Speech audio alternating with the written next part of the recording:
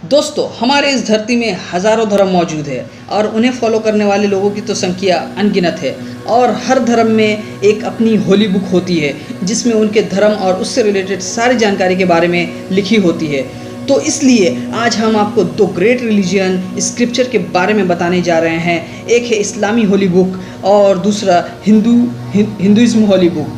और साथ ही में हम आपको कुछ ऐसी सिमिलरिटीज़ के बारे में बताएंगे कि आप चौंक जाओगे। सो गाइज, मैं हूं आपका मित्र शोहेब और आप देख रहे हैं ओनली ज्ञान नो ड्रामा। तो सबसे पहले हम लोग दोनों धर्म में कॉन्सेप्ट ऑफ गॉड क्या है इसके बारे में जानते हैं। Hindu scripture Chandogya Upanishad chapter number 6 section number 2 verse number 1 हमें बताता है कि खुदा सिर्फ एक है, God is only one without a second. Hindu की सबसे ज़्यादा पढ़ी जाने वाली बुक भगवद गीता कहता है चैप्टर नंबर 10 वर्स नंबर 3 में, मैं भगवान पैदा नहीं हुआ हूँ, मेरा शुरुआत नहीं है, मैं सारे वर्ल्ड का मालिक हूँ। Yajurveda chapter number 32 verse number 3 हमें बताता है कि ईश्वर का कोई प्रतिमा नहीं होता। प्रतिमा संस्कृत वर्ड है जिसका मतलब होता है इमेज, फोटो, पेंटिंग वगैरह। शवित्र उपनिषद चैप्टर नंबर 6 वर्स नंबर 9 हमें कहता है कि ईश्वर का कोई भी मास्टर और पेरेंट्स नहीं है। शवित्र उपनिषद चैप्टर नंबर 4 वर्स नंबर 20 हमें बताता है कि ईश्वर को कोई भी नहीं देख सकता। अब देखते हैं कॉन्सेप्ट ऑफ गॉड इन इस्लाम। इस्लाम में खुदा का तस्वर है। कुरान कहता है सूरह इखलास चैप्टर नंबर 112 वर्स नंबर 1 में, गॉड इज़ ओनली वन, अल्लाह एक है। उसके आगे नेक्स्ट वर्स 2, अल्लाह बेनियाज है। बेनियाज कहते हैं नीडलेस को, यानी जिसको किसी भी चीज़ की ज़रूरत नहीं होता। नेक्स्ट वर्स नंबर 3 कहता है, ना अल्लाह किसी का बच्चा है और ना ही कोई बच्चा अल्लाह का है। इसका मतलब हुआ कि अल्लाह का कोई पेरेंट्स नहीं है और ना ही कोई चाइल्ड है। लास्ट वर्स कहता है वर्स नंबर 4, और अल्लाह के जैसा यानी अल्लाह के बराबर कोई भी नहीं। सूरह अनाम चैप्टर नंबर 6 वर्स नंबर 103 हमें बताता है कि कोई भी अल्लाह को देख नहीं सकता मगर अल्लाह सबको देख सकता है। तो आपको सिमिलरिटी समझ में आ ही रहा होगा। अब हम लोग बात करते हैं believe in life after death hereafter. Hindu को ये यकीन है कि उन्हें पुनर्जन्म मिलेगा और स्क्रिप्चर कहता है Rigveda book number 10 hymn number 16 verse number 4 to 5 में ये बताया जा रहा है कि पुनर्जन्म के बारे में, जिसका मतलब होता है नेक्स्ट लाइफ और लाइफ आफ्टर डेथ। मगर ये पुनर्जन्म हमें मिलेगा इस दुनिया से मरने के बाद द डे ऑफ जजमेंट के दिन, और इस दिन ही हमारा सारा चिट्टा खुलेगा। अगर अच्छा कर्म किए होंगे तो हमें स्वर्ग मिलेगा। स्वर्ग का डिफिनेशन हिंदू स्क्रिप्चर में कुछ इस तरह है कि स्वर्ग एक बहुत ही खूबसूरत प्लेस है जहाँ पर मिल्क और हनी का बहुत सारा रिवर बह रहा है और वैरायटीज़ ऑफ फ्रूट्स प्रोवाइड है।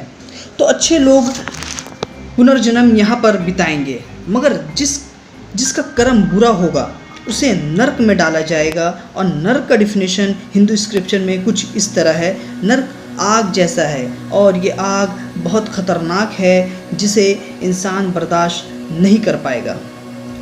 अब देखते हैं life after death in Islam.